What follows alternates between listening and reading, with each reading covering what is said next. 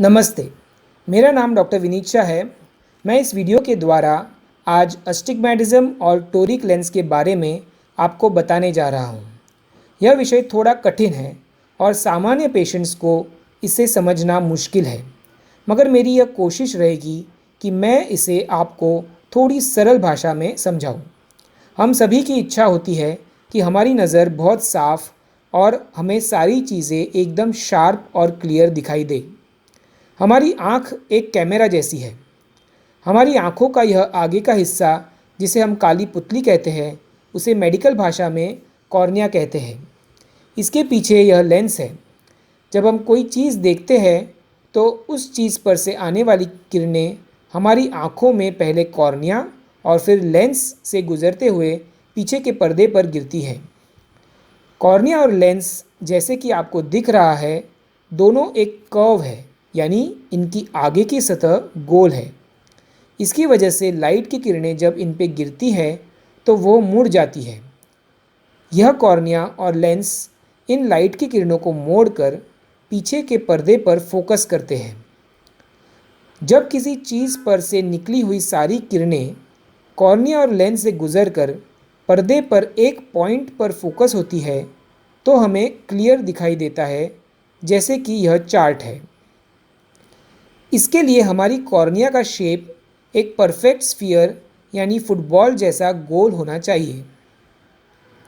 किसी किसी पेशेंट्स में यह कॉर्निया थोड़ा ओवल यानी अंडा आकार होता है। इसकी वजह से उनके कॉर्निया के कुछ भाग ज़्यादा गोल होते हैं और कुछ भाग कम गोल होते हैं। इस वजह से कुछ हिस्सों पर गिरने वाली लाइट की किरणें ज़्यादा मुड़ती है तो कुछ हिस्सों से कम मुड़ती है। इस वजह से जो इमेज दिखाई जाए वो ब्लर या फैली हुई दिखती है, जैसे कि इस चार्ट में दिखाई दे रही है। इस प्रॉब्लम को अस्टिग्मैटिज़्म कहते हैं। इसे नापने के लिए बायोमेट्री या केराटोमेट्री करके जांच करते हैं। यह मशीन हमें बताता है कि कॉर्निया का कौन सा हिस्सा कितना गोल है। इस मशीन में K1 और K2 यह दो वैल्यूज़ आते हैं। K1 वैल्यू यानी कॉर्निया के वो हिस्से का नाप है जो कम से कम गोल है और K2 वैल्यू उस हिस्से का नाप है जो सबसे ज़्यादा गोल है। इन दोनों के बीच के फ़र्क को देखना होता है। इस फ़र्क को अस्टिग्मैटिज़्म की वैल्यू कहते हैं। आमतौर पर K1 और K2 के वैल्यू के बीच फ़र्क यानी अस्टिग्मैटिज़्म 0.75 से कम होता है। किसी किसी पेशेंट्स में यह फ़र्क 0.75 से ज़्यादा होता है। जितनी यह अस्टिग्मैटिज़्म ज़्यादा होती है उतना ज़्यादा पेशेंट को सभी चीज़ें ब्लर या फैली हुई दिखेगी।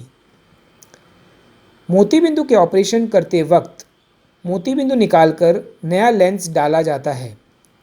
आमतौर पर जो लेंस अवेलेबल होते थे उन्हें मोनोफोकल लेंस कहते हैं। ऐसे लेंस में सभी जगह एक जैसा पावर होता है और इसकी वजह से वो अस्टिग्मैटिज़्म को ठीक नहीं कर पाते। अगर पेशेंट को हाई अस्टिग्मैटिज़्म है यानी अस्टिग्मैटिज़्म की वैल्यू 0.75 से काफ़ी ज़्यादा है और उन्हें यह सिंपल मोनोफोकल लेंस डाला जाता है तो उन्हें चश्मे के बगैर काफ़ी ज़्यादा ब्लर या धुंधला दिखाई देता है। इसे ठीक करने के लिए फिर उन्हें चश्मे में हाई सिलेंडर पावर का इस्तेमाल करना पड़ता है। अब ऐसे लेंस आए हैं जिन्हें हम टोरिक लेंस कहते हैं। इन लेंसेज की एक एक्सिस पर ज़्यादा पावर दिया गया होता है। इससे जिस हिस्से की किरणें बराबर फोकस नहीं हो रही थी वो भी ठीक पॉइंट पर फोकस हो जाती है और पेशेंट की इमेज क्लैरिटी में काफ़ी सुधार आ जाता है। इससे ऑपरेशन के बाद चश्मे में सिलेंडर नंबर काफ़ी कम हो जाता है और बिना चश्मे की नज़र काफ़ी साफ हो जाती है। यह टोरिक लेंस मोनोफोकल, मल्टीफोकल और ट्राइफोकल सभी में आते हैं। टोरिक लेंस डालने से अस्टिग्मैटिज़्म का प्रॉब्लम कम हो जाता है। अस्टिग्मैटिज़्म से आने वाला धुंधलापन दूर और नज़दीक दोनों में ही असर करता है और टोरिक लेंस डालने से दूर और नज़दीक दोनों की ही नज़र में काफ़ी क्लैरिटी बढ़ जाती है। तो अगर आपका बायोमेट्री या केराटोमेट्री का रिपोर्ट अस्टिग्मेटिज्म यानी K1 और K2 के बीच का फ़र्क 0.75 से ज़्यादा बताता है तो आपको टोरिक लेंस डालने का सुझाव दिया जा सकता है।